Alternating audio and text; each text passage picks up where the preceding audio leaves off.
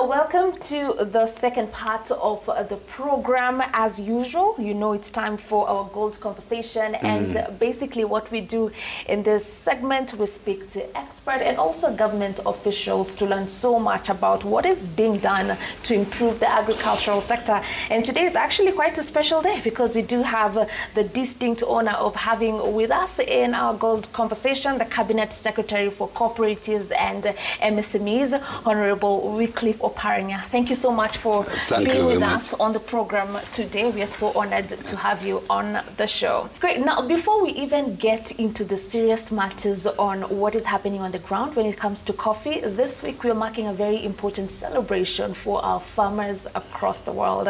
We are marking the World Food Day, and I'd like for you to shed more light on why this day is very important for you and your ministry. This is a very important celebration, especially for developing countries like Kenya.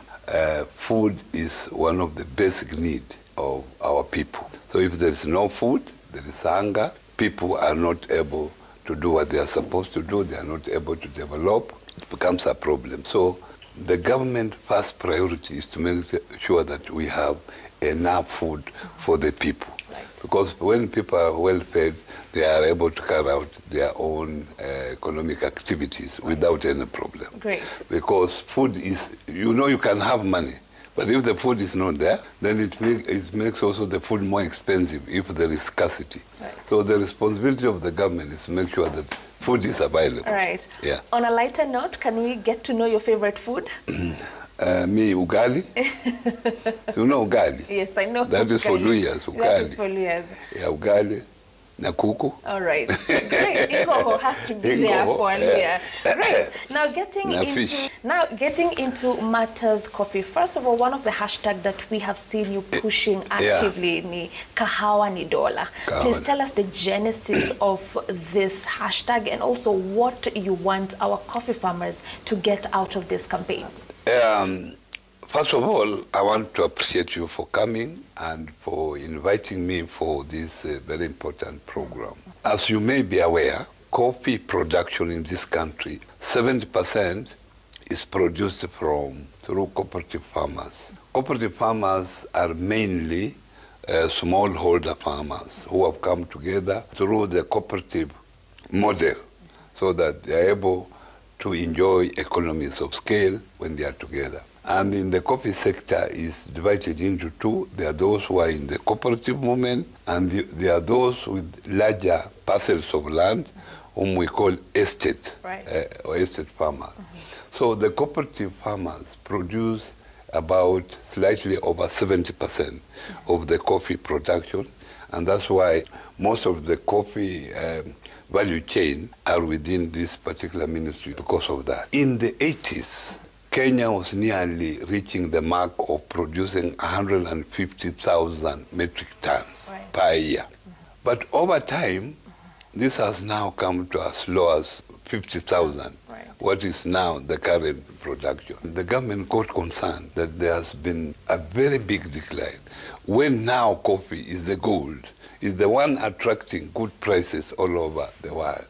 And the government had to come in. This is a program that was started in 2016 by the government to actually see how they can improve this particular sector.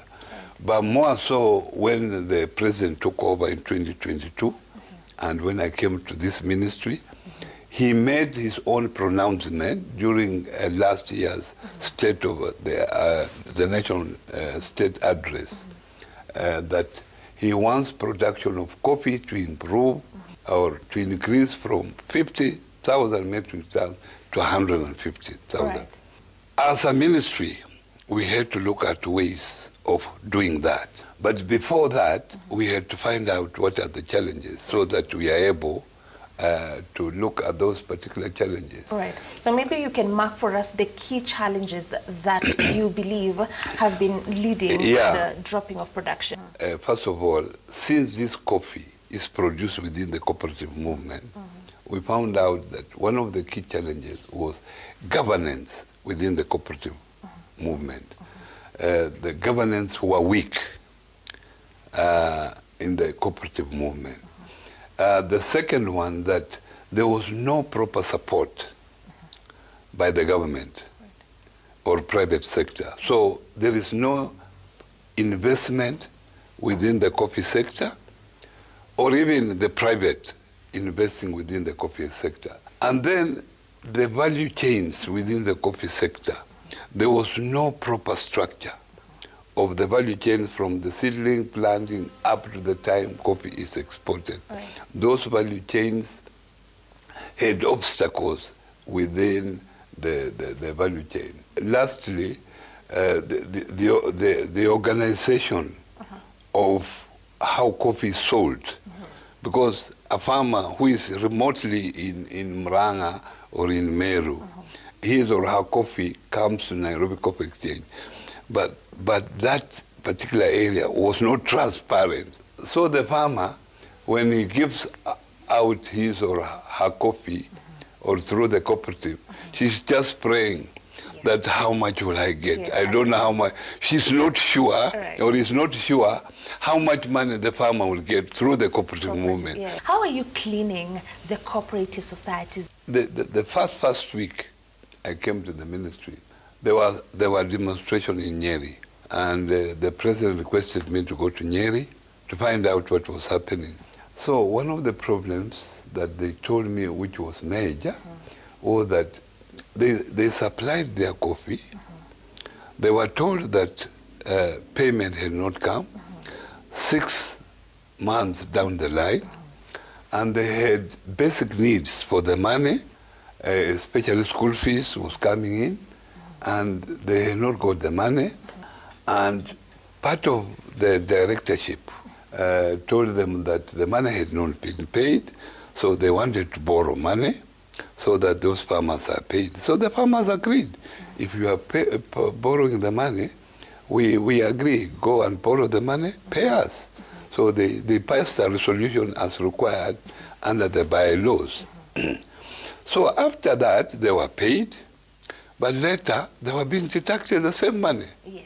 So the first thing we did is to strengthen, to review the Cooperative Act, which was done in the 70s. So we have now a new cooperative bill before the National Assembly. That particular document addresses the key issues. One is governance within the cooperative movement. It's now clear how officials are elected, level of education for these officials, training that they must go through before they assume office, so that they know their clear responsibility. Secondly, cooperatives were developed within the new constitution. But because the commissioner sits here, there is a ministry, so there was no clear demarcation between the county government's role and the national government role. It has now been clearly outlined in that document, so that there are no conflicts between the county government and the national government. So that is being addressed there. Then also there is also the coffee bill. You know, this had been also collapsed under CALRO, but now we are creating coffee bill, so that now it is addressing, you know, cooperative bill addresses the entire cooperative movement. It's not segmented. But now there is also the coffee bill that supports now the coffee sector within the cooperative bill. The bill is also before the National Assembly, and this addresses some of the many issues that I'm talking to you about. Right. So we also have the regions that are commonly known as the coffee growing regions, a lot of that being in the central part of Kenya. Yeah. But we have new zones that are coming up, Uasin Gishu, even the western part of Kenya. Yes. Maybe you can talk to us about the effort that you're putting into these regions that originally were non-coffee growing zones. Now, what has happened is this. When the President, His Excellency, made a pronouncement that he will require to increase coffee production from 50,000 metric tons to 150 metric tons, as a ministry we have to think, how do we do this? Right. One of the major challenge was production. Production per bush or you can call it per tree, averagely in Kenya is 2.5 kilos per tree. That one you are not in business. Yes. To be in business, at least it should have 5 kilos per tree. So we started a revival program, which we call Coffee Revitalization Program through the cooperative movement. So this revitalization program, one was to look at the production. How do we increase production from at least 2.5 to 5 kilos? So we had, with that, we have to focus in coffee growing areas. And mainly the coffee growing areas is Mount Kenya region. But we have areas like Kericho, Nandi, Bungoma, who are also now come up. Yes. So we said, now those particular areas, we focus on increasing production. Right. And increasing production will involve capacity building on these farmers, have them trained, know how to take care of their coffee, then create extension officers. Through KPCU, which is now the implementing agent under the ministry, we said we must have special extension officers whom we have recruited, who are being trained to be with the farmers throughout. Because if you look in the agricultural value chain, they are extension officers, but they are looking at all varieties of, of crops. Yes. But we are now saying coffee is so crucial. Let us have specific extension officers. So those ones are being trained at the moment to increase production.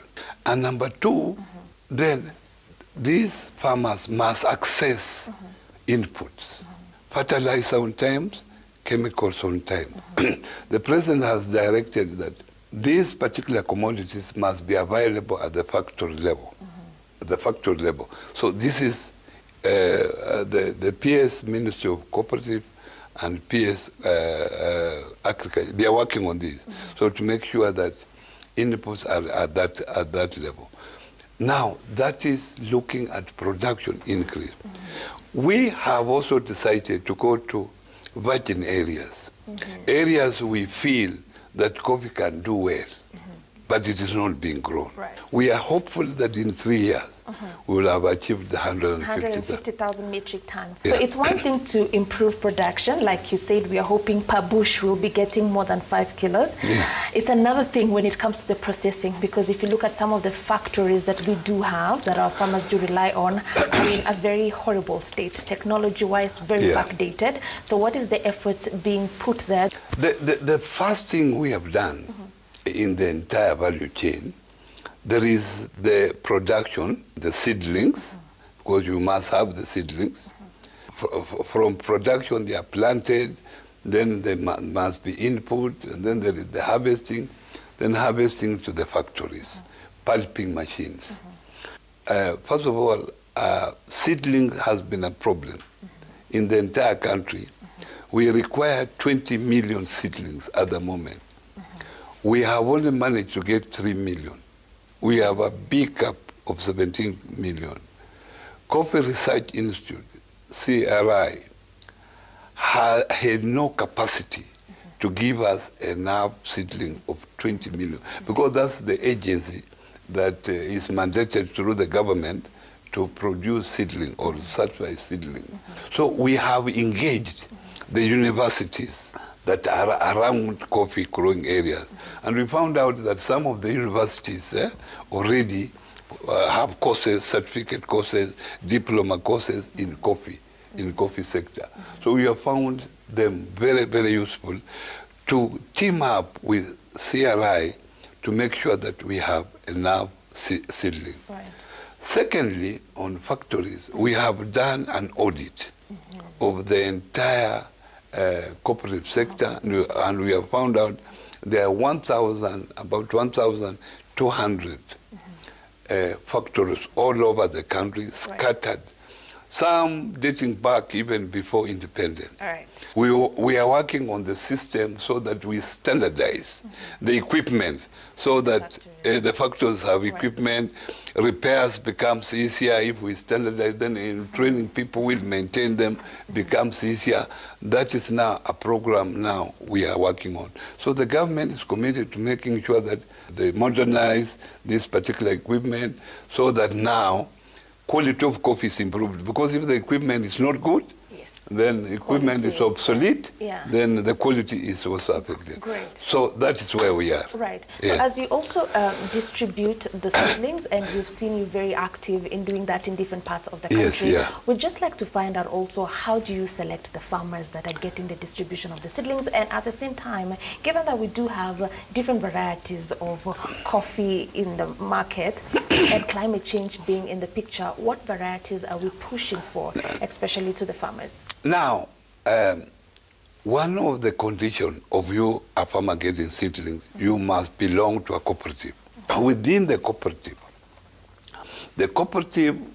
will definitely make a request through the cooperative officer at the county level that we will require such a seedling. But the cooperative officer and our officers at the KPCU will go and confirm. These are the farmers. Have they made holes? Can only be supplied seedling if you have made holes and it has been identified, and it must be through a cooperative movement. Right. In terms of variety, we get recommendation from the Coffee Research Institute. All right. Yeah, but you will find that most of the varieties actually, coffee is a tree. So these varieties, it depends the capacity of the farmer. Right. If it's SL 28, then it needs a lot of nurturing. Yes. It is more expensive to maintain. Yes. So we will advise, if you have a big farm, then have part of SL, have Ruiru, have Batiani. Yes, right. all of them, you mix them up. Great. But if you have a small farm, go for Ruiru 11. Yeah. Tukisema small farm hiyo tunasema eka kama ngapi hivi? Eka kama moja na chini. Moja na chini. And for Ruiru, because its maintenance is not as costly as these others. Right. There you go. We're having a fantastic conversation right here with the Cabinet Secretary for Cooperatives and MSMEs on all matters coffee farming in Kenya. Now we're taking our second break now. When we come back, we're going to be diving deep into matters direct settlement system. Tunajua kuna shida hapo kidogo. We'd like to know what the Cabinet Secretary is doing regarding that matter, and also we will be addressing matters EUDR. Are we safe? Are we not safe? That and more when we come back from this break.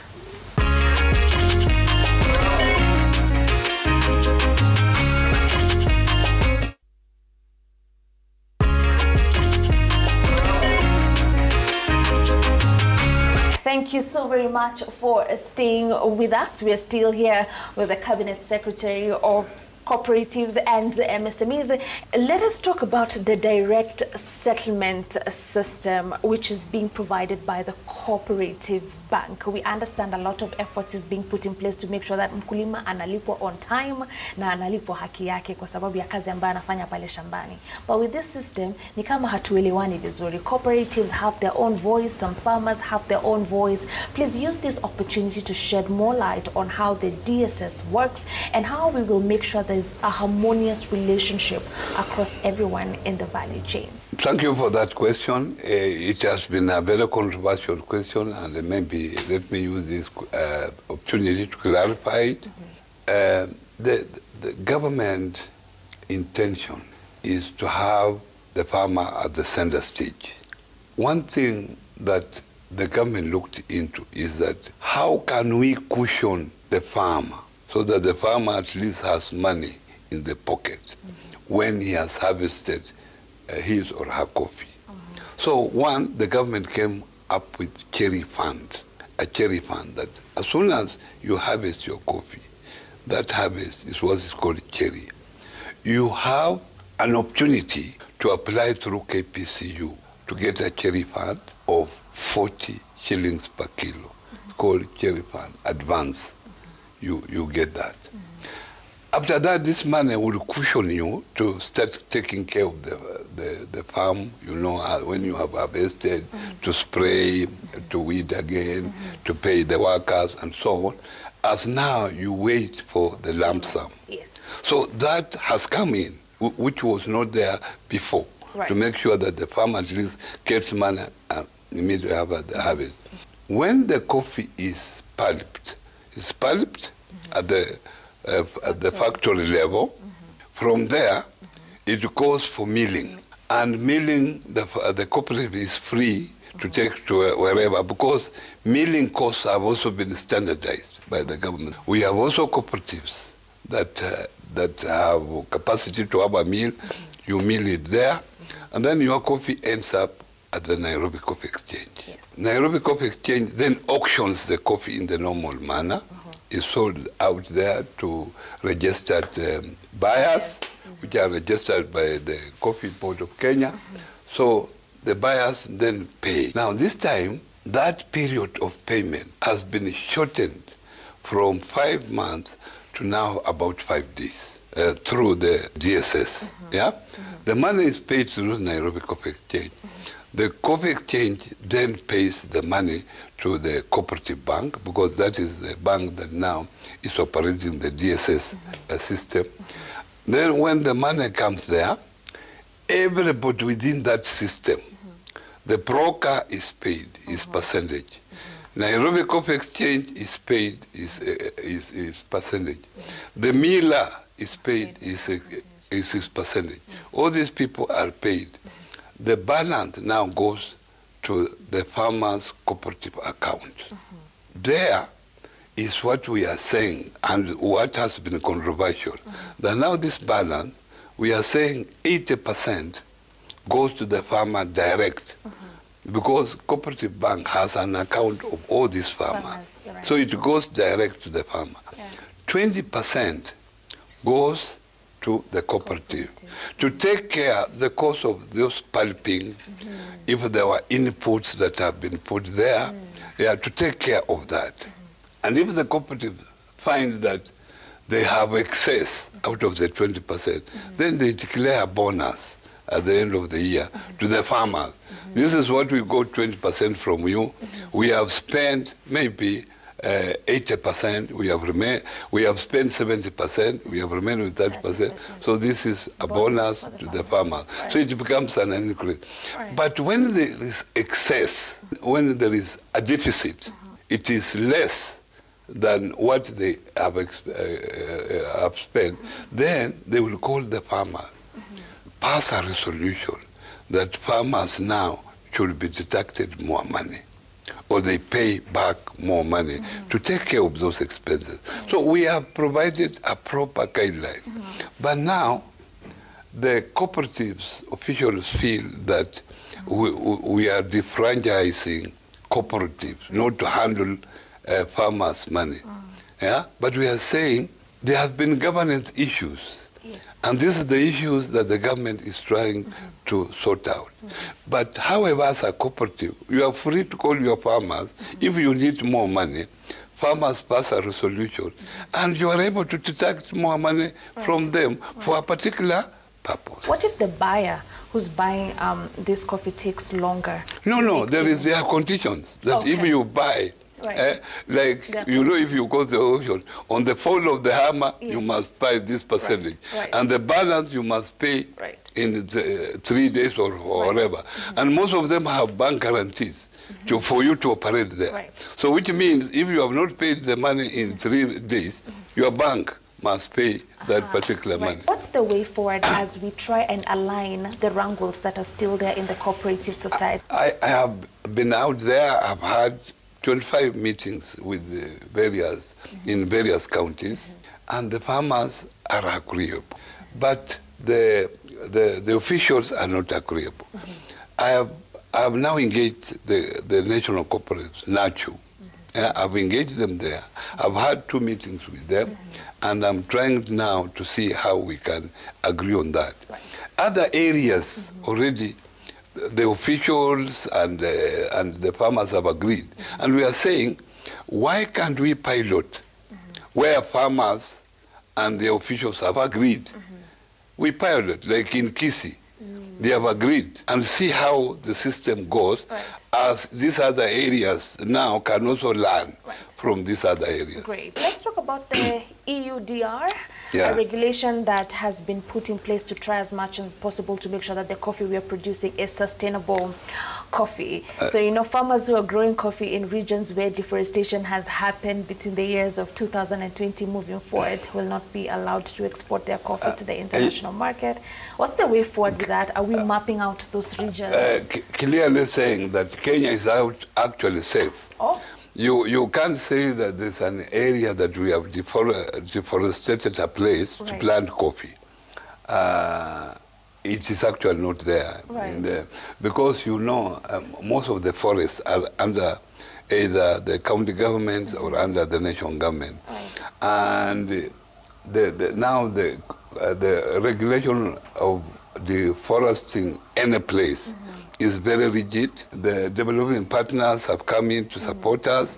We have collaborated, Ministry of Agriculture, Ministry of Cooperatives to come together. The exercise is going on. And in fact, we were hopeful that by this month, end of October, we will have finalized mapping out the entire country. So it has been going on. So even if it has been extended, I feel that we must conclude and close that chapter. So maybe we as should a country. for you again at the end of the month. Once the report is out. Once the report is out. That we are safe and then as soon as the country. report is ready, the custodian of that particular report will be AFA. So the AFA will now have the data for everybody, and when you now export coffee, that will be the reference point. Great.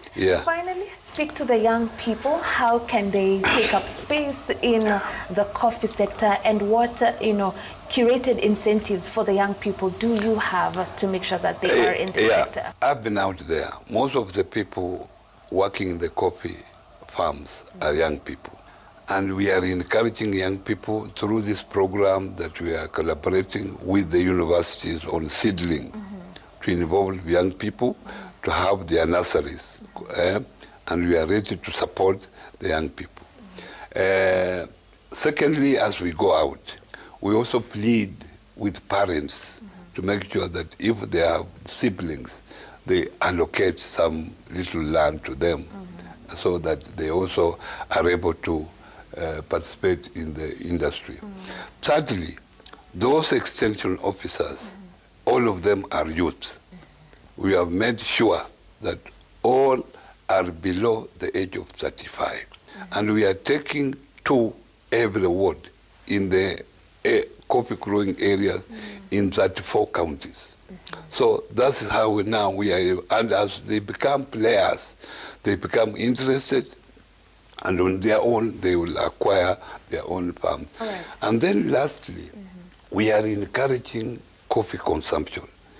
The level of consumption of coffee in this country is low, is about 5%, so that 95% of the coffee we export. But if you go to countries like Ethiopia, it's a 50-50 situation. That 50% of their production is locally produced, and they only export 50%. So we are encouraging young people by now creating a consumption project where now we want to involve the youth to make sure that they market coffee in our universities, in our institutions, strategic places in towns. We are going to buy them tuk-tuk, give them tuk-tuk, so that they set their coffee shops there. And this will be youth from the university, from wherever, but the youth, so that we are able to support. So you can see how we are involving the youth and the women. Thank you so much, Mheshimiwa, for your time. We will be back so that we make sure we are ticking what we have spoken about in this interview. Thank you for coming so much. Of course, thank you so much. Thank you also, viewers, for watching our Gold Conversation. Remember, here on our program, our farmers remain our top priority, and that's why today we made it our responsibility to have a conversation with the Cabinet Secretary of Cooperatives and MSMEs on all matters coffee reforms. Remember, we do have a target of making sure that our production is at 150,000 metric tons by 2028, up from 50,000 metric tons that we are producing currently. And I believe with everything that we have discussed in this interview, that dream will become a reality. Thank you so much for watching.